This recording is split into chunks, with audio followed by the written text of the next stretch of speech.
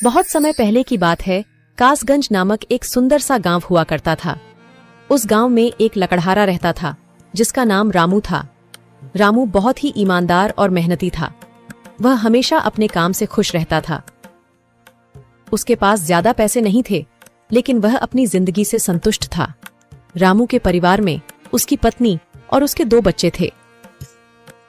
रामू सेठ लालचंद के यहाँ लकड़ी काटने का काम करता था और लकड़ी काटने के बदले में सेठ लालचंद रामू को पैसे देता था, जिससे रामू और उसके परिवार का जीवन व्यापन होता था। सुमन, मैं काम पर जा रहा हूँ। आज बहुत देर हो गया है, तो तुम बच्चों को स्कूल छोड़ आना। जी, स्कूल तो मैं छोड़ आऊंगी, लेकिन मोनू और चिंकी पिछले 2 दिन से कह रहे हैं कि उनके स्कूल की टीचर स्कूल की फीस मंगा रही है। हाँ, तो जाकर दे आओ ना स्कूल की फीस। अजी कहाँ से दूं? आप जो पगार लाते हैं उसमें मुश्किल से तो घर चल पाता है। अब उतनी सी तनख्वाह में मैं बच्चों की फीस का इंतजाम कैसे करूं? अजी मैं एक बात आपको साफ साफ कह देती हूँ, आप सेठ लालचंद जी से पगार बढ़ाने की बात कहिए। दिन पर दिन खर्च बढ़ता जा रहा है। बाजार में अगर सब्जी लेने निकलो तो सब्जियों के दाम आसमान छू रहे हैं, और बच्चों की पढ़ाई का खर्चा, घर का खर्चा अब इतनी कम तनख्वाह में कैसे गुजारा होगा? ठीक है, मैं आज ही सेठ जी से थोड़ा पगार बढ़ाने की बात करता हूँ। इतना कहकर रामू काम पर चला जाता है।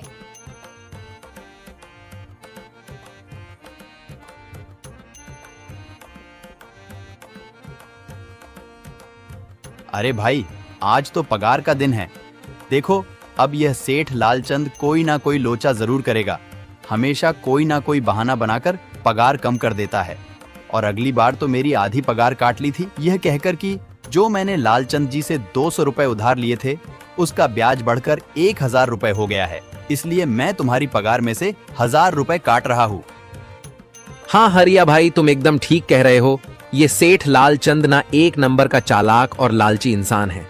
एक तो दुगुना काम ले लेता है और बदले में पैसे भी पूरे नहीं देता। हाँ भाई, मेरे भी अगली बार सेठ लालचंद ने पगार काट लिए थे। मैंने बस 2 छुट्टी ली थी जब मेरी बिटिया बहुत बीमार थी, और इस लालचंद ने इस बात का फायदा उठाकर मेरी पूरी आधी पगार काट ली। हे भगवान, बस सेठ जी इस बार मेरी पूरी पगार दे दें। बच्चों के स्कूल की फीस भी भरनी है। ऐसे सभी लकड़हारे अपने काम पर लग जाते हैं। काम करने के बाद सेठ लालचंद के पास जाते हैं।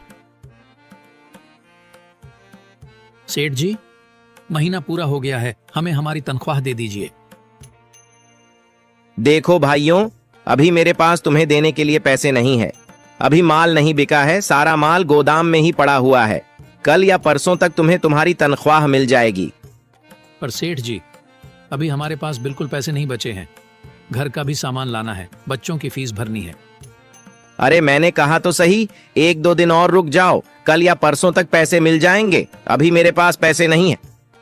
सभी लकड़हारे निराश मन से अपने अपने घर आ जाते हैं। अजी क्या हुआ? इस बार कितना पगार मिला है? सुमन, अभी कोई पगार नहीं मिला। सेठ जी ने कहा है कि 1-2 दिन में पगार मिल जाएगा। पगार नहीं मिला? आपको तो पता है ना, बच्चों की फीस भरनी है। इनकी स्कूल टीचर ने आज साफ साफ चेतावनी दे दी है कि अगर कल फीस नहीं लाई तो बच्चों को घर पर ही बिठा लेना। अब बताओ मैं क्या करूं? मैं क्या करूं सुमन, ये सेठ जी समय पर कभी पैसे देते ही नहीं है। अब तो बस हम इंतजार के सिवा और कुछ नहीं कर सकते। 1-2 दिन की बात है, देख लेते हैं। ऐसे ही 2 दिन गुजर जाते हैं। 2 दिन बाद सेठ लालचंद सबको पगार देता है। अरे हरिया, ये ले अपनी इस महीने की पगार। सेठ जी, यह तो बस 2000 है। मैंने तो इस महीने 3000 तक का काम किया है। हाँ, काम तो किया है, लेकिन तूने 1-1 घंटे आराम भी तो किया है। ये पैसे उसी आराम के कांटे हैं। पर सेठ जी, आपने तो कहा था 8 घंटे काम के महीने में 3000 मिलेंगे, और मैंने तो 8 घंटे काम किया और 1 घंटे आराम। देख हरिया, मुझे ज्यादा हिसाब किताब ना समझा। ये 2000 रख, अगर चाहिए तो, और अगर नहीं चाहिए तो कहीं और काम ढूंढ ले। बेचारे हरिया के पास उन पैसे को लेने की सिवाय और कोई रास्ता नहीं था। हरिया चुपचाप वह पैसे रख लेता है। रामू, ये लो तुम्हारे 2500 रुपए। पर सेठ जी, 2500 क्यों? मेरे तो पूरे 3000 बनते हैं ना। मैंने तो कोई छुट्टी भी नहीं की और ना ही कोई आराम। मैंने तो अपना सारा काम समय पर किया है। हाँ, समय पर तो किया है, पर इस समय बाजार में लकड़ियों का दाम काफी सस्ता हो गया है। इस वजह से अभी तुम्हें भी पगार कम ही मिलेगी जब तक लकड़ियों का दाम नहीं बढ़ता। पर सेठ जी, बात तो 3,000 की हुई थी ना, अब 2,500 में मैं कैसे घर चलाऊंगा? बच्चों की स्कूल की फीस भी भरनी है सेठ जी। इस बार आप पूरे पैसे दे दीजिए। 2,500 ही मिलेंगे तुझे। यहाँ काम करना है तो कर, वरना कहीं और काम ढूंढ ले। बेचारे हरिया के पास उन पैसे को लेने के सिवाय और कोई रास्ता नहीं था।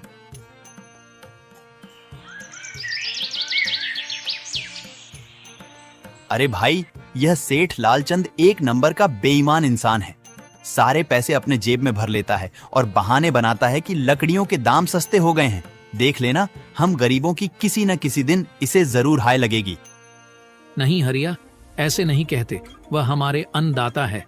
आखिर उन्हीं के वजह से तो हमारा घर चल रहा है। अरे काहे का अन्नदाता? काम के पूरे पैसे तो देता नहीं है। पूरे महीने मेहनत करके भी क्या मिलते हैं? बस ये 2,000 रुपए। इसमें घर खर्च कैसे चलाएं? ऐसे तो हम कभी तरक्की नहीं कर पाएंगे। और हम कर भी क्या सकते हैं हरिया? हमें लकड़ी काटने की सिवा और कोई काम कहाँ आता है? और कोई काम खोलना भी चाहे तो उसके लिए हमारे पास इतने पैसे कहाँ हैं? अब जो भी हो, हमारा तो बस ये सेठ लालचंद ही सहारा है ना। कुछ देर बातें करने के बाद अपने घर की ओर निकल पड़ते हैं। जी आ गए आप। कितनी पगार मिला है? सुमन, इस बार सेठ जी ने बस 2,500 रुपए ही दिए हैं। बस 2,000? इतने में कैसे घर चलाएंगे? बच्चों की फीस में ही 1,000 रुपए निकल जाएंगे। फिर 1,500 में क्या क्या करेंगे? अब मैं क्या कहूँ सुमन, अब तुम्हें इसी में ही गुजारा करना होगा। तुम सबसे पहले बच्चों की फीस भर देना, इसके बाद बाकी का मैं देखता हूँ। अजी आप क्या देख लोगे? सेठ जी से पूरे पैसे तो मांगे नहीं गए आपसे? नहीं सुमन, मैंने सेठ जी से पैसों के लिए कहा था, पर सेठ जी ने साफ इनकार कर दिया और कहा, यह लेना है तो लो, वरना कहीं और काम ढूंढ सकते हो। मैं सोच रहा हूं कि लकड़ी काटने के बाद मैं कहीं और भी काम ढूंढ लूं।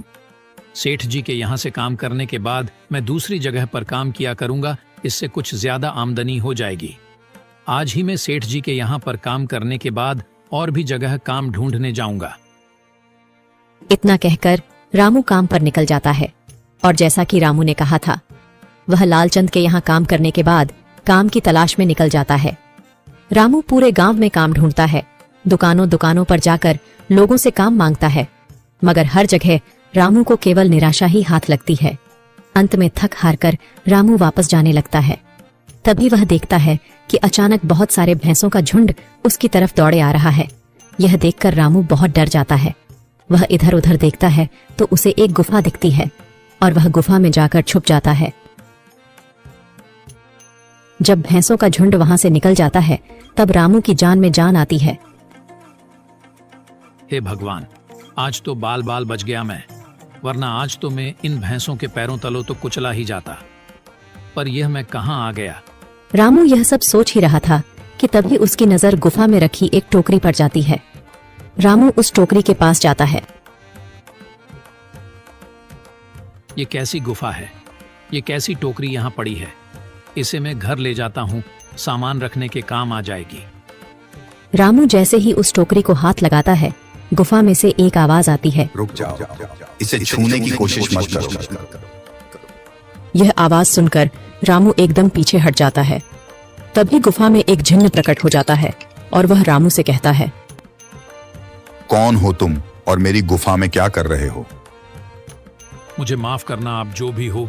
कुछ भैंसों का झुंड मेरे पीछे पड़ गया था और उनसे बचने के लिए मैं इस गुफा में आकर छिप गया और फिर मेरी नजर इस टोकरी पर गई। माफ कीजिए, मुझे लगा यहाँ कोई नहीं है तो यह टोकरी किसी की नहीं होगी, इसलिए मैंने इसे छुआ। रामू, तुम्हें डरने की जरूरत नहीं है। मैं तुम्हारे बारे में सब जानता हूँ।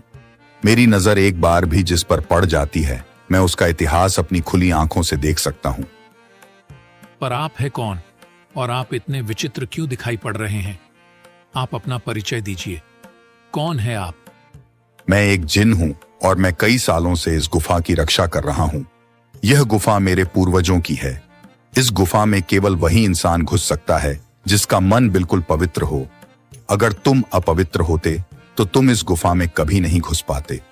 तुम एक सच्चे इंसान हो, इसलिए तुम इस गुफा में घुस पाए और इस टोकरी को छू पाए। अब तुमने इस टोकरी को छुआ है तो यह टोकरी तुम्हारी हुई। नहीं, मुझे ये टोकरी नहीं चाहिए, मैं तो बस देख रहा था। डरो मत रामू, तुम ये टोकरी ले जाओ। ये कोई साधारण टोकरी नहीं है, बल्कि यह जादुई टोकरी है। जादुई टोकरी? क्या यह वही जादुई टोकरी है जिसके बारे में हमारी दादी कहानी सुनाई करती थी कि किसी गांव में एक जादुई टोकरी हुआ करती थी और वह सबकी इच्छाएं पूरी करती थी? हाँ रामू, ये वही जादुई टोकरी है। अब तुम इस टोकरी के मालिक हो। तुम इसके इस्तेमाल से अपनी स्थिति सुधार सकते हो, पर याद रखना, तुम जो भी वस्तु इस टोकरी में एक बार डालोगे वह चीज ही तुम्हें बार बार इस टोकरी में डालनी होगी। इसके अलावा तुम और दूसरी कोई चीज इस टोकरी में नहीं डाल सकते। अगर तुमने ऐसा किया तो इसका परिणाम तुम्हें ही भुगतना होगा। मेरी इस बात को हमेशा ध्यान में रखना और सोच समझकर बिना लालच किए इस टोकरी में वह ही सामान रखना जिसकी तुम्हें जरूरत हो। रामू टोकरी को लेकर घर आ जाता है। सुमन, ये देखो, ये मैं क्या लेकर आया हूँ। क्या लाए हो आप? बस ये एक टोकरी। सबसे पहले यह बताइए, आप तो काम की तलाश में गए थे ना, तो कोई दूसरा काम मिला कि नहीं? नहीं। अरे सुमन, मेरी पूरी बात तो सुनो। ये कोई ऐसी वैसी टोकरी नहीं है, बल्कि यह एक जादुई टोकरी है। रामू सुमन को वह सारी घटना के बारे में बताता है जो उसके साथ हुई। अच्छा, तो आपका कहने का मतलब है कि इस टोकरी में हमें कोई ऐसी चीज डालनी होगी जिसकी हमें सबसे ज्यादा जरूरत हो। हाँ सुमन, हमें सोच समझकर ही इसमें कोई चीज डालनी होगी। रामू थोड़ी देर सोचता है, फिर उसका ध्यान उन लकड़ियों पर जाता है जो एक बार उसने सुमन को रखने को दी थी।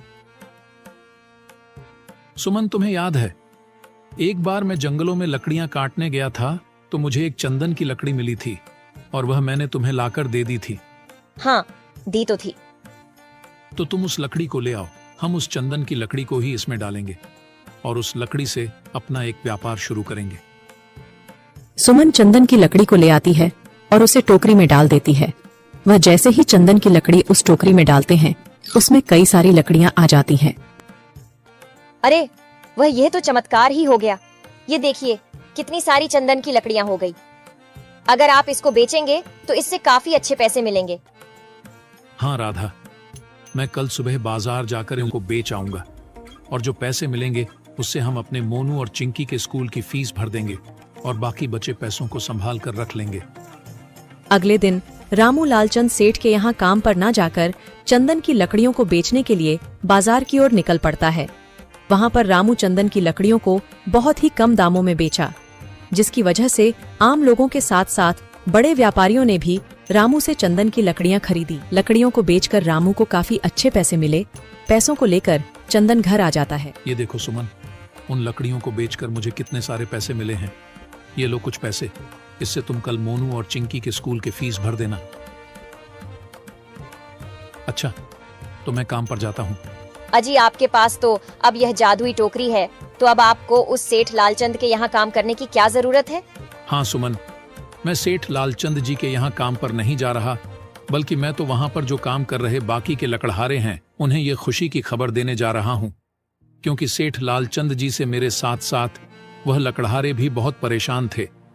इसलिए अगर मेरा भला हो रहा है तो क्यों ना मैं उन सभी का भला करूं। वह सभी बहुत ईमानदार लकड़हारे हैं, वह सभी बहुत मेहनत से काम करते हैं, मगर लालचंद ने कभी भी उनको उनकी मेहनत के सही पैसे नहीं दिए। इसलिए मैंने सोचा है क्यों ना मैं उनको अपने इस काम में शामिल कर लूं। हाँ जी, बात तो आपकी बिल्कुल सही है। अगर आप सभी लोग एक साथ मिलकर काम करेंगे तो हम सब बहुत जल्द ही तरक्की हासिल कर लेंगे।